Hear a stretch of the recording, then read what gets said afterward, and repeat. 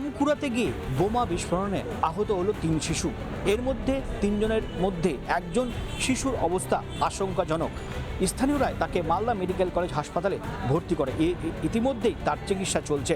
বাচ্চারা আম কুড়োতে এসেছিল বাগানে, তো একটা বলের মতো ভটকা দিয়েছিল, তো ওরা ভেবেছে বল আছে, তো এবার হাতে ধরে হাতে ধরেছি, তো এবার বমটা ফুটে গেছে ওটাই। এবার বাচ্চাদের তো অনেক ক্ষতি হয়েছে, তো এরকম যদি হয় তো আমরা তো পুরো আতঙ্কতে আছি। ঘটনাস্থল ইংরেজবাজার থানার কাজীগ্রাম পঞ্চায়েতের 52 বিঘা এলাকায় যেটা আমরা স্থানীয় সূত্রে জানতে পারছি, সকালবেলা 3 শিশু আম বাগানে গিয়ে আম কুড়াতে যায়। তখন ব্যাগের মধ্যে আম কুড়িয়ে যখন ব্যাগে রাখে, তখনই সেখানেই বোমা বিস্ফোরণ ঘটে। ভট্টার আওয়াজ পেলাম, তখন দেখছি প্রচুর এখন ধোঁয়া উঠছে।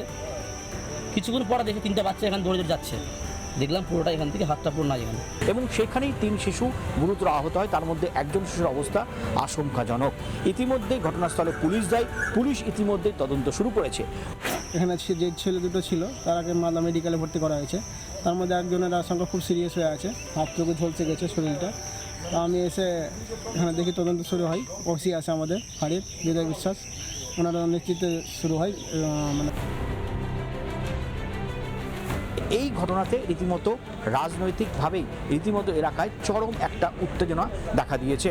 ঘটনাস্থলে ইংরেজবাজার থানার পুলিশ গিয়ে পুরো পরিস্থিতিতে ইতিমধ্যেই তদন্ত শুরু করেছে, যদিও এলাকায় এখন ইতিমধ্যেই একটা উত্তেজনা এবং রীতিমতো চাঞ্চল্য দেখা দিয়েছে। মালদা থেকে দীপঙ্কর গোস্বামী, রিপাবলিক বাংলা। নানা ধরনের কন্টেন্ট দেখার জন্য লাইক করুন, শেয়ার করুন আমাদের ফেসবুক পেজ, সাবস্ক্রাইব করুন আমাদের ইউটিউব চ্যানেল। পাশাপাশি অন্যান্য ব্রেকিং নিউজের জন্য অবশ্যই চোখ রাখুন রিপাবলিক বাংলায়।